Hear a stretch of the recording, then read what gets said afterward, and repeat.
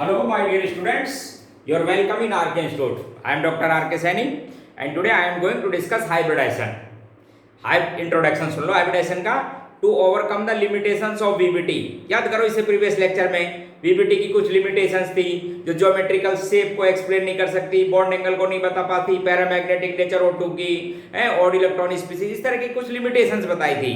तो to overcome the limitations of VBT and to explain actual fact. Actual fact का मतलब कि molecule actual में किस टाइप का है, क्या ज्योमेट्रिकल शेप है उस मॉलिक्यूल की, उस एक्चुअल फैक्ट को एक्सप्लेन करने के लिए पॉलिंग और स्लेटर ने एक न्यू कॉन्सेप्ट, जिसको आप हाइब्रिडाइजेशन कहते हो, वो इंट्रोड्यूस किया। It is a hypothetical phenomena, लेकिन क्या काम आता है? To explain actual fact of the species. तो मैं आज आपको डिस्कस करूंगा हाइब्रिडाइजेशन। इंट्रोडक्शन मैंने आपको इसका दे दिया है। क्या था ये? एक्चुअल फैक्ट को एक्सप्लेन करने के लिए पॉलिंग और स्लेटर ने एक हाइपोथेटिकल फिनोमेना इंट्रोड्यूस किया था। सुनो देख ध्यान से इसके बारे में, ध्यान से सुन लो। तो इसकी पहली बात है साहब, हाइब्रिडाइजेशन एक्चुअल फैक्ट को एक्सप्लेन करने के लिए कुछ इन्होंने पोस्टुलेट्स बोले, वो सुन लो। हाइब्रिडाइजेशन मिक्सिंग है एटॉमिक ऑर्बिटल्स की। किसकी मिक्सिंग है? एटॉमिक ऑर्बिटल्स की। आप समझना, it is A mixing of atomic orbitals. तीन कंडीशन, ठीक है ना? क्या कंडीशन? मिक्सिंग है किसकी? एटॉमिक ऑर्बिटल्स की। तीन कंडीशन। पहली लाइन, किस टाइप के orbitals? Any type of orbitals, may be empty, may be half filled और may be full filled. Any kind of orbital take part in process of hybridization. एक line. दूसरी बात, these orbitals are belong to same atom और particularly central atom और central ion. किसके होंगे ये? Central atom. Central atom या कई बार आयन हो सकता है, उसके ऑर्बिटल होंगे ये सब। और खास जो इंपॉर्टेंट पॉइंट है, ये जो ऑर्बिटल पार्टिसिपेट करते हैं ना, आर कंपेरेबल इन एनर्जी, यानी इनकी एनर्जी में बहुत ज्यादा डिफरेंस नहीं होना चाहिए। तो तीन बात थी, एक बार वापस सुनेंगे तीनों पॉइंट।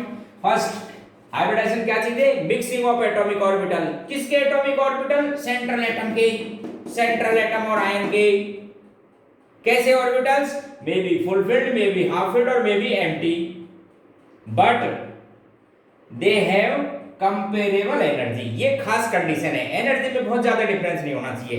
तो ये थी मिक्सिंग है एटॉमिक ऑर्बिटल की, इतना पॉइंट, ठीक है? दो बात हो गई, ठीक है? नेक्स्ट पॉइंट बताता हूं। पहला फर्स्ट पॉइंट था ये कि साहब एटॉमिक ऑर्बिटल की मिक्सिंग है, जिसमें ये तीन बात आपको ध्यान रखनी है। सेंट्रल एटम या आयन के होंगे, किसी भी टाइप के हो सकते हैं, और कंपेरेबल एनर्जी होनी जरूरी है। दूसरी बात, number of atomic orbitals which take part in process of hybridization, then they gives equivalent number of new orbitals. ध्यान से सुने, then they generate या gives equivalent number of new orbitals. These new orbitals are known as hybrid orbitals, and this phenomena is known as hybridization. And these hybrid orbitals have equivalent energy and similar shape. क्या बात बोल दी कि जितने atomic orbital इस process में participate करेंगे, उतना ही new orbitals बनेंगे। उन न्यू ऑर्बिटल्स को क्या बोलोगे आप? Hybrid orbitals. कैसे होंगे? इक्विवेलेंट एनर्जी के, बराबर, और सिमिलर शेप। ये दूसरा पॉइंट था। सपोज जैसे दो ऑर्बिटल ने पार्टिसिपेट किया, एक एस था सपोज और एक पी था, दो ने पार्टिसिपेट किया इस प्रोसेस में, दोनों अपनी एनर्जी को मिक्स किया। मिक्सिंग ही तो है, बोले था मिक्स कर दिया। मैं पूछूं कितने ऑर्बिटल्स बनेंगे साहब? बोले दो बनेंगे। कैसे? एक जैसी शेप के और बराबर एनर्जी के, ऐसे बोले दो बनेंगे। नाम भी दे देंगे, एक एस था और एक पी था, तो नाम दे दिया आपने एस पी, हाइब्रिड ऑर्बिटल्स। ये सेकंड पॉइंट था। थर्ड एंड इंपॉर्टेंट पॉइंट, ध्यान से सुनो।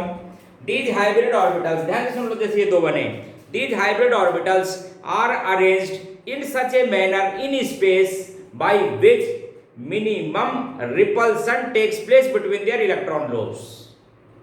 क्या लाइन बोल दी कि ये जो हाइब्रिड ऑर्बिटल है, इस स्पेस में इस तरह से अरेंज करोगे जिससे इनके इलेक्ट्रॉन जो होंगे, इलेक्ट्रॉन क्लाउड्स, उनमें रिपल्शन कैसा होना चाहिए? Minimum. And this arrangement is known as geometry of the species. इस अरेंजमेंट को क्या बोलेंगे अपन? Geometry of the species. For example यही देखो, जैसे ये दो बने, तो आपको इन दोनों के सेंट्रल एटम से जुड़े होंगे। सपोज ये सेंट्रल एटम था कोई एम, तो इन दोनों ऑर्बिटल्स को आप इस तरह से अरेंज करेंगे स्पेस में जिससे इनके बीच में रिपल्शन क्या हो जाएगा, मिनिमम होना चाहिए। तो इनको 180 के अलावा आप समझो ध्यान से, इनको आप 180 के अलावा और कोई आपके पास तरीका नहीं जो मिनिमम रिपल्शन कर सके, क्योंकि आप और किसी एंगल पर यदि इसको अरेंज करोगे तो रिपल्शन बढ़ जाएगा। तो इस अरेंजमेंट का क्या नाम दोगे आप, ज्योमेट्री। जैसे मैं बोलता हूं यदि आपके पास में दो एटॉमिक ऑर्बिटल पार्टिसिपेट करते हैं तो हाइब्रिडाइजेशन को मैं sp बोलूंगा, उसकी ज्योमेट्री को लीनियर बोलूंगा और बॉन्ड एंगल को क्या बोल दूंगा, 180 डिग्री। बोलो, ये थर्ड पॉइंट था, इंपॉर्टेंट भी है, ठीक है। एक बार पॉइंट आपको क्लियर कर देता हूं। क्या कहा था मैंने, these hybrid orbitals are arranged in such a manner in space by which minimum repulsion takes place between their electron cloud या electron waves, and this arrangement क्या नाम है इसका, is known as geometry of species, and with help of geometry we define bond angle of the species. Next point बोल रहा हूं hybridisation का, ध्यान से सुनना। these hybrid orbitals take part in bond formation. These hybrid orbitals take part in bond formation and they make most of the cases in sigma bond of sigma bond. ये कौन सा बॉन्ड बनाते हैं, sigma bond. ज्यादातर case में कौन सा, sigma bond बनाते हैं। यानी जब ये बॉन्ड फॉर्मेशन में पार्टिसिपेट करते हैं तो सिग्मा बॉन्ड बनाते हैं। कल आप बात आई थी, कौन सा होता है सिग्मा बॉन्ड, जिसमें इलेक्ट्रॉन डेंसिटी दोनों आपके पास में जो एटम है उनके बीच में इंटरन्यूक्लियर एक्सिस पर जब इसमें एक्युमुलेट होती है उसे कहते हैं sigma bond. May be covalent और may be coordinate sigma bond, ये डेफिनेशन। कौन सा बॉन्ड बनाते हैं, सिग्मा बॉन्ड। एक एक्सेप्शन है, आपको समझा दूं, एक्सेप्शन ओनली वन है ऑर्गेनिक केमिस्ट्री में बेंजाइन का, वो मैं आपको समझा देता हूं। आप तो ध्यान रखो, in most of the cases when hybrid orbital take part in bond formation then they make sigma bond, but exceptionally they make pi bond. देखो इधर ध्यान से, जैसे ये है आपके पास में ब्रोमोबेंजीन, इसकी स्ट्रॉन्ग एल्कलाइन मीडियम में, जैसे ये पोटेशियम अमाइड है, इसकी लिक्विड अमोनिया से जब रिएक्शन कराई जाती है, आपको लाइन समझा दूं तो वैसे रिएक्शन की मैकेनिज्म तो बहुत बड़ी है, मैं आपको बता देता हूं। रिएक्शन की मैकेनिज्म तो बहुत बड़ी है, लेकिन इसके अंदर एनिलीन बनता है, 2 स्टेप रिएक्शन है। लेकिन आप ध्यान से सुनो, इसमें बनती हो बेंजाइन। सबसे पहले जब स्ट्रॉन्ग बेस डाला जाता है ना तो एक H और ये Br तो बाहर निकल जाते हैं। जब ये बाहर निकल जाते हैं, इधर देखो यहां बनती है वो बेंजाइन। इस पर आप ध्यान से देखना, sp2 हाइब्रिडाइजेशन स्टेट है, तो ये भी जब बाहर निकलता है तो ये भी sp2 ऑर्बिटल एम्प्टी हो जाता है और ये भी sp2। तो ये दोनों sp2 orbitals side wise overlap करके कौन सा बॉन्ड बना लेते हैं, पाई बॉन्ड। तो बस एक ही एग्जांपल अभी तक नोन है दोस्तों, और उसको आप याद रखेंगे कि हाइब्रिड ऑर्बिटल कौन सा बॉन्ड बना रहे हैं, पाई बॉन्ड, और स्पीशीज का क्या नाम है इसका, बेंजाइन। अदरवाइज आपको बोलना है दे मेक सिग्मा बॉन्ड। क्लियर हो गया होगा। तो ये सिग्मा बॉन्ड का फॉर्मेशन करते हैं जब ये बॉन्डिंग में पार्टिसिपेट करते हैं किसको छोड़ के। अगली बात मैं आपको बता रहा था कि इनकी साहब शेप किस तरह की होती है। देखो शेप या ज्योमेट्री कैसे बोली जाती है, तो अब आप सुन लो। हाइब्रिड ऑर्बिटल निकालने का फॉर्मूला बताऊं आपको पहले तो, number of hybrid orbital, number of hybrid के दो मैं आपको फॉर्मूले बता देता हूं। एक तो जनरल पॉइंट, यदि आपको स्ट्रक्चर आती है, इससे पहले वाली क्लास में बोला था, तो number of sigma bond central atom में plus number of lone pair of electron, number of lone pair of electrons. Lone pair का मतलब समझते हो ना, जिसने बॉन्डिंग में पार्टिसिपेशन नहीं किया, वो इससे निकाल सकते हो। एक दूसरा फॉर्मूला और बता देता हूं, V + M - C + A, इन सबको ऐड करो और डिवाइड कर दो 2 से। यहां पर क्या क्या चीज है वो सुन लो। V का मतलब है सेंट्रल एटम के वैलेंस शेल में हाउ मेनी इलेक्ट्रॉन्स, यानी number of electrons in valence shell of central atom. M का मतलब सेंट्रल एटम से बॉन्डेड मोनोवैलेंट एटम, जैसे हाइड्रोजन, हेलोजन, इस तरह के, ठीक है। C का मतलब क्या चीज है, यदि गिवन स्पीशीज कैटायन है तो चार्ज के बराबर कम करोगे, C का मतलब कैटायनिक चार्ज, और A का मतलब एनायनिक यदि स्पीशीज है तो जितना आपके पास में चार्ज है उतना ऐड करोगे। जैसे मैं आपको 2-3 बात समझा देता हूं, देखो ध्यान से देखो। लेकिन इसमें एक बात ध्यान रखना, यहाँ पर खास लाइन जो आपको कोई बताता भी नहीं है, नया आप ध्यान देते हो। यदि लोन पेयर रेजोनेंस में पार्टिसिपेट कर जाता है, ध्यान सुनिए, if lone pair of central atom take part in resonance then it does not include in hybrid orbitals. Line clear? यदि ये रेजोनेंस में पार्टिसिपेट कर गया ना तो आप इस लोन पेयर को काउंट नहीं करोगे, किसमें? हाइब्रिड ऑर्बिटल्स में। तो केवल सिग्मा बॉन्ड ही करना, और रेजोनेंस नहीं है तो आप काउंट करना। देखो जैसे फॉर एग्जांपल 3 एग्जांपल बताता हूं, बिल्कुल छोटे छोटे, ध्यान से देखो, ध्यान से। नंबर ऑफ हाइब्रिड ऑर्बिटल निकालने का 2 एग्जांपल देता हूं।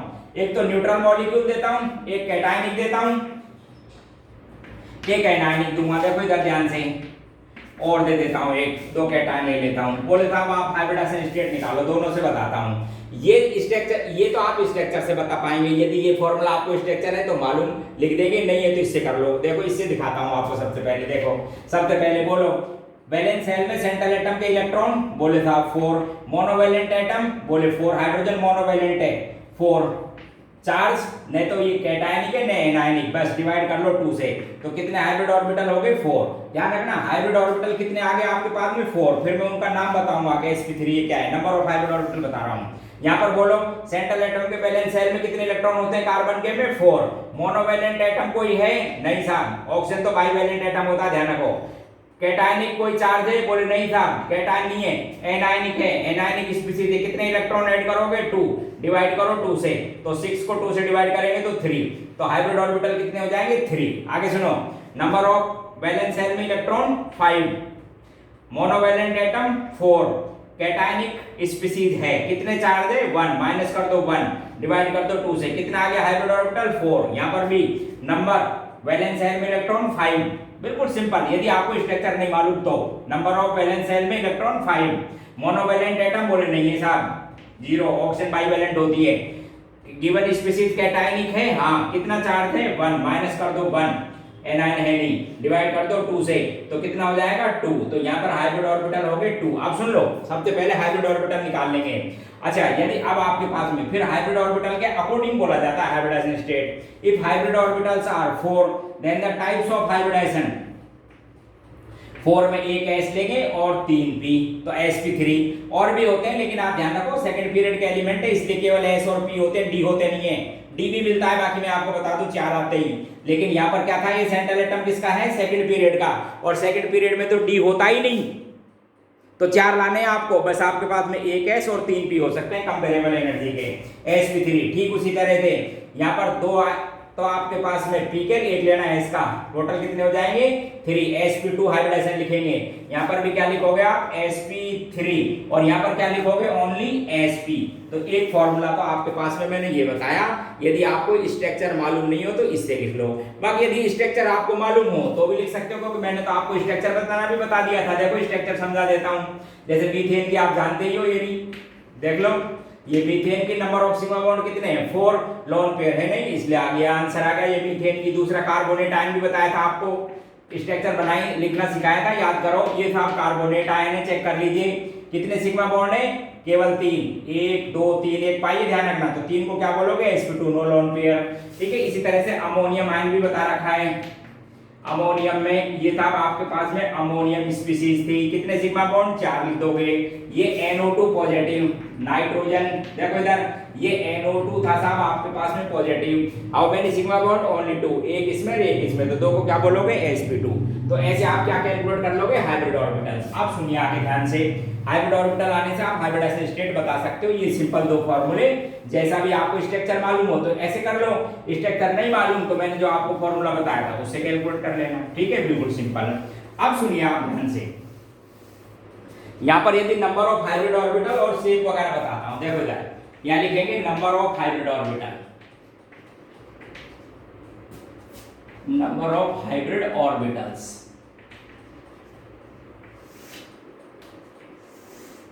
Number of hybrid orbitals.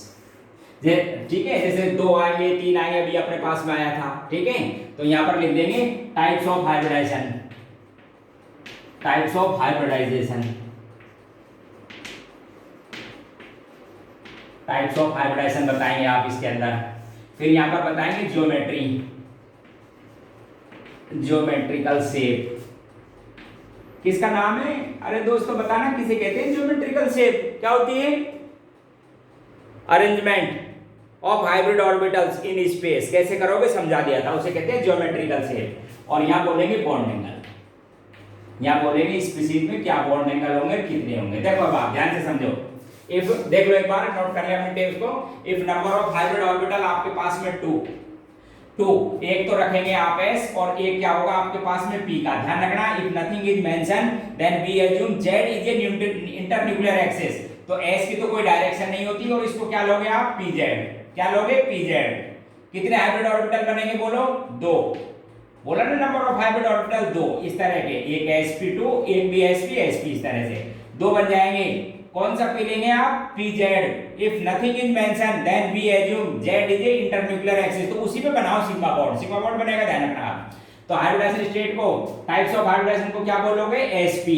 Geometry क्या बोलोगे, अभी आपको बता दिया था, दो बनेंगे ना, उनको इस तरह से अरेंज करना है by which minimum repulsion takes place between them. ऐसे अरेंज कर देना दोनों। ये सेंट्रल एटम का है, ध्यान रखना, ये क्या चीज है, सेंट्रल एटम, उसके एक sp ये एक sp ये।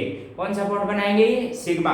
तो इस ज्योमेट्री को बोलेंगे साहब आप क्या कहेंगे, लीनियर बॉन्ड एंगल 180 डिग्री। कितना, 1 का मतलब देख लो एक बार ध्यान से, यहाँ पर जुड़ेगा एक एटम, एक ये वाला, ये बॉन्ड, यहाँ पर कोई एटम बॉन्ड बनेगा और ये सेंट्रल एटम और ये, तो ये एंगल हो जाएगा ऐसे, बॉन्डेड एटम, सेंट्रल एटम और ये 180 का एक। तो एक हो आपके पास में, यदि हाइब्रिड ऑर्बिटल आपके पास में 2 आते हैं तो ये, यदि हाइब्रिड ऑर्बिटल्स आपके पास में 3 आते हैं, ध्यान से सुन लो, if number of hybrid orbitals are 3, इसका मतलब एक तो s और 2 p के, तो एक p तो आप z लेना ही, और एक आप कोई भी अपनी चॉइस से ले सकते हो, px py pz आपकी चॉइस है ये।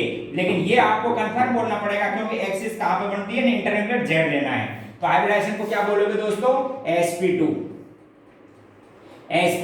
बोलो कितने हाइब्रिड ऑर्बिटल्स बनेंगे, 3। कितने हाइब्रिड ऑर्बिटल्स बनेंगे, 3। आपको बोला था ना, जितने एटॉमिक ऑर्बिटल पार्टिसिपेट करते हैं उतने ही न्यू ऑर्बिटल्स बनते हैं। क्या कहते हैं उनको, हाइब्रिड ऑर्बिटल। कैसे होते हैं, इक्विवेलेंट एनर्जी के और सिमिलर शेप के। और मैं पूछूं इनको ऐसे अरेंज करना है जिससे मिनिमम रिपल्सन हो इनके बीच में, तो आपके पास में दोस्तों एक ही अरेंजमेंट है। पहली बात तो प्लेन में लगाओ 120 पर, इसलिए ट्राइगोनल प्लेनर हो जाएगी ज्योमेट्री। कहां लगाएंगे, प्लेन में।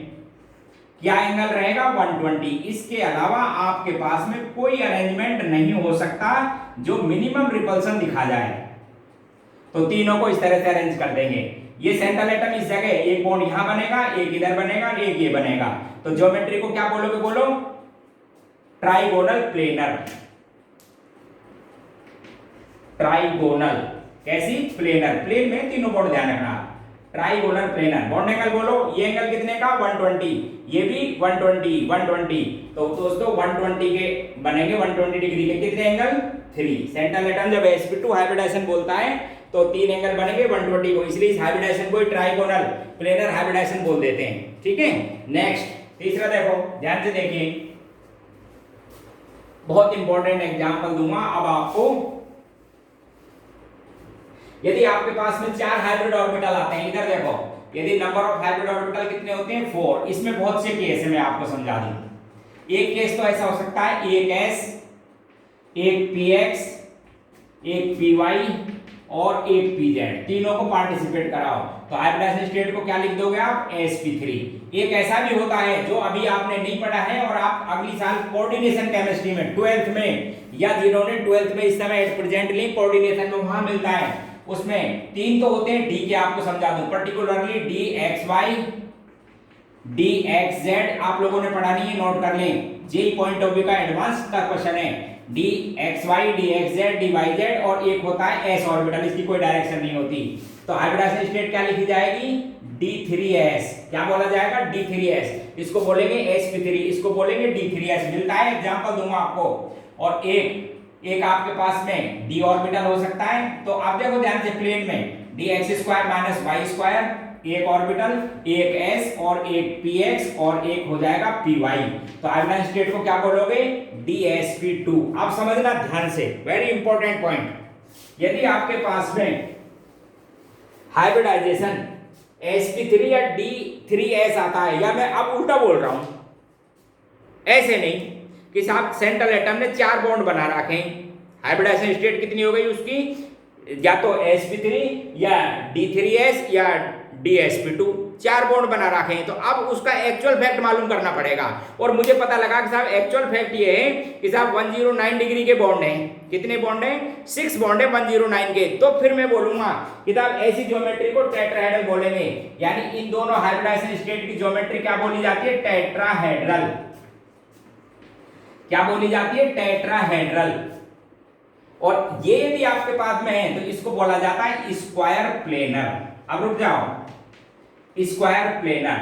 पहले तो मैं आपको टेट्राहेड्रल समझा दूं, सुन लो ध्यान से। टेट्राहेड्रल का मतलब है कि सेंट्रल एटम से, ये सेंट्रल एटम, इससे 4 बॉन्ड बनेंगे, 1 2 3 4, प्लेन में नहीं है, बस आपको दिखा रहा है ये 4, ये एंगल, ये भी एंगल, ये एंगल, ये एंगल, और एक एंगल ये देखो ये वाला, एक एंगल ये, एक एंगल ये सभी एंगल 109 डिग्री एंड 5 मिनट के होते हैं। 109 डिग्री एंड कितने के? 5 मिनट के। और 6 एंगल होते हैं। यहां देखो तब आपको क्लियर होगी। देखो ये 4 पेन देखिए आप, ध्यान से देखो, इधर देखो, आइडेंटिकल अरेंजमेंट है, आपको समझा दूं। देखिए 4 बॉन्ड एंगल देखो, ऊपर 2 तो इस तरह से क्यूब है ना आपके पास में जिसमें बैठे, उसको क्यूब एज्यूम करो, और उस क्यूब में देखो 2 ऊपर कॉर्नर पे लगाओ इनको, टुवर्ड द अबव कॉर्नर, ठीक है, और 2 इसी तरह से इनके बिलो, ठीक है ना, नीचे वाली प्लेन में, ऐसे ये 4, ठीक है। ऐसा होता है टेट्राहेड्रल। आप देखो एक बार थोड़ा सा ध्यान से देखेंगे तो आपको सब बात समझ बैठ जाएंगी। ये सभी इक्वी डिस्टेंस पर हैं, ये जो मैंने पकड़ रखे बॉन्ड कहते हैं इक्वी डिस्टेंस पर। अब देखना ऐसी है, अब आप समझो, सब इसको जब मैं यदि प्लेन में लिखूंगा तो कितने एटम आएंगे? प्लेन को टच करेंगे 3, 1 2 3, सेंट्रल एटम प्लेन से ऊपर और एक और भी नहीं, उस तरह से। ऐसे कहीं से रखो 3 टच करेंगे, इसी तरह से कहीं भी रखो 3 टच करेंगे, ऐसे, समझ गए? आप सुन लो तो देखो, अब आपको बॉन्ड समझाता हूं 6 कैसे हैं, ध्यान से देखो। इक्वी डिस्टेंस पर है, बोलो इस ब्लैक पेन और इस ब्लू प्लेन का एंगल कितना है? 109, एक इस ब्लू प्लेन के साथ, पेन के साथ, और इस ग्रीन का 109, 2 इस ब्लू का और इस व्हाइट के संग, 3 एंगल, ठीक है। अच्छा ठीक इसी तरह से ब्लू का, अब आगे इन दोनों के साथ भी, ये भी एंगल और ये भी एंगल, 5 इसी तरह से इसका भी, इसका साथ, इस ग्रीन के साथ भी चेक करो और इसके साथ, तो कुल मिलाकर कितने एंगल हो गए? ये 6। आप चेक कर लेना, जैसे इस ब्लू प्लेन का एंगल लिया आपने, देखो इधर इसके साथ 1 2 और 3। अब इस ग्रीन की बात करो, इसका तो हो गया था 1 और ये 2, 5 हो गए ना। ठीक इसी तरह से इसका इन दोनों के साथ हो गया, 1 इसके साथ 6। तो कुल मिलाकर इस टेट्राहेड्रल ज्योमेट्री में कितने एंगल होंगे बताओ मुझे? 109 डिग्री एंड 5 मिनट के 6। और ज्योमेट्री टेट्राहेड्रल प्लेनर नहीं होती, यानी इसमें क्या है, मैक्सिमम कितने एटम आ सकते हैं प्लेन में? 3। सेंटर एटम को ऊपर रखना और एक उसके ऊपर यदि बात करोगे तो टेट्राहेड्रल ज्योमेट्री का 4th बॉन्ड होगा। तो ये तो था मेरे पास में sp3 या D3s। आपको बता दूं sp3 में तो जैसे आप मीथेन पढ़ते हो, CH4 का एग्जांपल है मीथेन, इसमें आता है। और ये आप कोऑर्डिनेशन कंपाउंड में पढ़ोगे, आपको समझा देता हूं, बहुत इंपॉर्टेंट है। परमैंगनेट आयन, परमैंगनेट आयन में मिलता है ये, और भी बताऊंगा, ठीक है। अच्छा अब बात करते हैं इसकी। यदि आपके पास में 4 हाइब्रिड ऑर्बिटल थे और बॉन्ड एंगल की वैल्यू 90 डिग्री 180 थी, बॉन्ड एंगल की वैल्यू कितनी? 90 डिग्री। 4 बॉन्ड होते हैं 90 के, ऐसे देखो इधर ऐसे था साहब, 4 बॉन्ड तो थे 90 के, एक ये सेंट्रल एटम है, एक तो ये जुड़ा 90 डिग्री पर, एक इसका भी 90, एक ये 90, 4 तो 90, ये हो गया 180 पर। तो 90 डिग्री के कितने एंगल हो गए? 4। और 180 डिग्री के कितने एंगल हुए बोलो? 2। तब आप इसको बोलेंगे स्क्वायर प्लेन, प्लेन में बन गया स्क्वायर, ठीक है। कोऑर्डिनेशन कंपाउंड में मिलता है, आपको बता दूं इस तरह की स्पीशीज होती हैं, NiCN4, चार्ज आ जाता है -2। तो ऐसे कुछ कोऑर्डिनेट कंपाउंड है जिसके अंदर क्या मिल जाता है? Square planar. अब देखो वापस, hybridization is a hypothetical phenomena, it used to explain actual fact of the species. मैंने कहा था मुझे ये स्पीशीज, आप सुनना, उल्टा सुनो, मुझे ये स्पीशीज स्क्वायर प्लेनर पता लगी, मैंने एक्सरे डाला इसकी सॉलिड स्टेट में, और एक्सरे क्रिस्टलोग्राफी से मालूम किया कि साहब बॉन्ड एंगल या 90 डिग्री के 4 और 2 180 के प्लेन में सब। तब मैंने बोला कि साहब ये स्क्वायर प्लेनर है, इसको कोरिलेट करने के लिए मैंने एक, तो बता सकते हो ये कौन सा डी ऑर्बिटल है? आप ध्यान से देखो, आप चेक कीजिए इसको, कौन सा है ये? dx² - y² ऑर्बिटल सेलेक्ट किया, इसके एक्चुअल फैक्ट को एक्सप्लेन करने के लिए, इसके एक्चुअल फैक्ट को एक्सप्लेन करने के लिए मैंने ये लिया। तो क्या है ये? Hypothetical phenomena. क्या काम आता है? To use actual fact of the species, समझे? तो ये आपके पास में 4 यदि हाइब्रिड ऑर्बिटल आते हैं तो 3 तरह के हाइब्रिडाइजेशन स्टेट हो सकती हैं, sp3, D3s एंड dsp2 जो स्क्वायर प्लेनर है। यदि 5 आता है हाइब्रिड ऑर्बिटल, देखते जाओ आप, यदि आपके पास में नंबर ऑफ हाइब्रिड ऑर्बिटल 5 होते हैं तो कौन कौन से ऑर्बिटल पार्टिसिपेट करेंगे, क्या शेप होगी, वो भी मैं आपको समझाता हूं। देखिए आप, यदि आपके पास में नंबर ऑफ हाइब्रिड ऑर्बिटल आए साहब 5, तो दो तरह का हाइब्रिडाइजेशन स्टेट हो सकता है, एक तो sp3d और एक हो सकता है dsp3। इनमें तो एक बात का डिफरेंस है। किस बात का डिफरेंस है कि साहब यदि आपके पास में आउटर मोस्ट सेल का d है, आउटर मोस्ट सेल जिसमें मैक्सिमम वैल्यू हो n की प्रिंसिपल क्वांटम नंबर की, तो आप हाइब्रिडाइजेशन लिखेंगे sp3d। और यदि ये d पेनल्टीमेट सेल का है, पेनल्टीमेट सेल समझते हो ना, आउटर से एक ऑर्बिटल नीचे, तब हाइब्रिडाइजेशन स्टेट लिखा जाएगा dsp3। हाँ, इन दोनों की यदि 5 होती है तो दो तरह के अरेंजमेंट पॉसिबल है मेरे पास। आपको एक लाइन समझा रखी थी मैंने कि आप ऐसे अरेंज करना था जिससे इनके बीच में रिपल्सन कम से कम हो।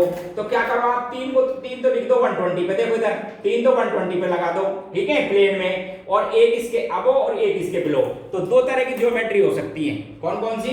एक तो 3 तो लगाइए साहब प्लेन में, ट्राइगोनल प्लेनर हो गया, एक इसके अबव ऐसे और एक इसके बिलो। तो ये क्या हो गया आपके पास में, पिरामिड बन गया। देखो एक ध्यान से, कैसा ट्राइगोनल पिरामिड, एक ऐसे ही नीचे और बनेगा, एक वैलेंसी ऊपर लिखेंगे, एक वैलेंसी नीचे। तो इस ज्योमेट्री को बोलेंगे trigonal bipyramidal, trigonal bipyramidal. Bond angle समझ लो, बॉन्ड एंगल समझ लीजिए इस तरह के। ये तो हो गए था 120 के कितने, 120 के कितने हो गए 3। अच्छा, जब मैंने एक ऑर्बिटल ऊपर लिखा तो ये 90 का, देखो इधर ये 90 इसके रेस्पेक्ट में ये 90, 3 इसी तरह से और नीचे 90 डिग्री के कितने हो गए 6। और एक जब ऑर्बिटल यहां जुड़ेगा ये सेंटर नंबर, एक इसके नीचे, तो एक बॉन्ड होगा साहब 180 डिग्री का। समझ गए, ये इसके एंगल। तो एक ज्योमेट्री तो मिलती है ट्राइगोनल बाइपिरामिडल, एक और हो सकती है। अब समझना आप ध्यान से, यदि मुझे, अब यही तो खास बात है कि बाई एक्सपेरिमेंट मुझे ट्राइगोनल बाइपिरामिडल मिली, बट कैसे मिली बोले, ये एंगल मिले, तब मैं इसमें ये जो डी है, चाहे आउटर का हो चाहे इनर का, तो डी कौन सा लूंगा, dz स्क्वायर। क्योंकि इस ये जो dz स्क्वायर ऑर्बिटल है ना, आप चेक करना, ये dz स्क्वायर ऑर्बिटल होता है, xy प्लेन में एक नोड बन जाती है और z एक्सिस पे होता है इसका एंगल, इसके अकॉर्डिंग, ठीक है।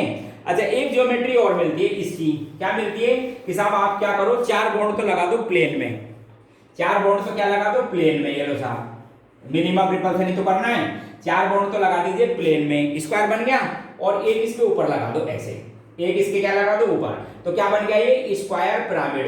क्या बन गया, स्क्वायर पिरामिडल। इस ज्योमेट्री का नाम है square pyramidal. Square pyramidal geometry भी मिलती है, आपको समझा देता हूं। अच्छा, यदि स्क्वायर पिरामिडल ज्योमेट्री मिली, ऐसे 4 तो बॉन्ड प्लेन हो गए, तो ये 90, ये 90, ये 90, ये 90, 4 90 के, और एक ऊपर लगा रखा था मैंने, तो ये भी 90 के। तो बोलो कितने हो गए 90 के ओवरऑल बॉन्ड, 8। चेक कीजिए, 4 तो ये और ये इस तरह से 4, और 180 के 2, ये वाले 180 डिग्री के कितने मिलेंगे 2। और यदि मुझे अब पता लगा कि एक स्क्वायर पिरामिडल है, तो पता है डी कौन सा लिखूंगा, dx square minus y square orbital select करूंगा इसके अकॉर्डिंग, क्योंकि मैंने आपको समझा दिया कि एक्चुअल फैक्ट को एक्सप्लेन करने के लिए सब बात की जाती है। तो इस एक्चुअल फैक्ट के लिए बता रहा था मैं आपको, दोनों तरह के मिलते हैं। अब लेकिन फिर एक कोई पूछे आपसे कि बताओ इन दोनों में मोस्ट कॉमन, तो क्या बोलोगे, trigonal bipyramidal is more common geometry because it is symmetrical arrangement then square pyramidal. Square pyramidal में 4 तो आपने प्लेन में लिख दिए, ठीक है, एक ऊपर, तो पीछे तो बॉन्ड है ही नहीं, और जबकि ट्राइगोनल बाइपिरामिडल में ये भी प्लेन में, जितना बॉन्ड ऊपर उसी तरह का नीचे, इसलिए क्या बोलेंगे इसको, trigonal bipyramidal is more common geometry in hybridization state of sp3d और dsp3।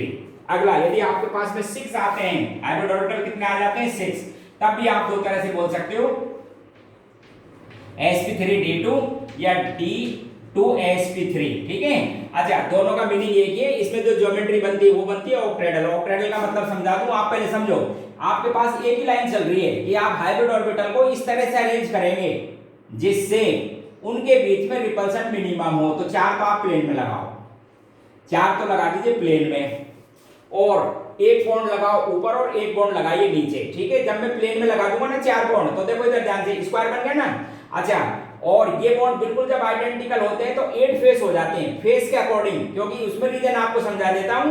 इसको स्क्वायर बाइपिरामिडल नहीं बोलेंगे, क्योंकि स्क्वायर बाइपिरामिडल कहने पर ये नहीं इंडिकेट होता कि 6 के 6 बॉन्ड आइडेंटिकल हैं। लेकिन जब मैं बोलूंगा ऑक्टाहेड्रल, तो मैं बता दूंगा कि इसके अंदर सभी 6 बॉन्ड कहते होते हैं आइडेंटिकल। देखो, एक बॉन्ड 2 3 4, ऊपर 5 और 6, सब के सब बराबर, तो इसको बोलते हैं ऑक्टाहेड्रल।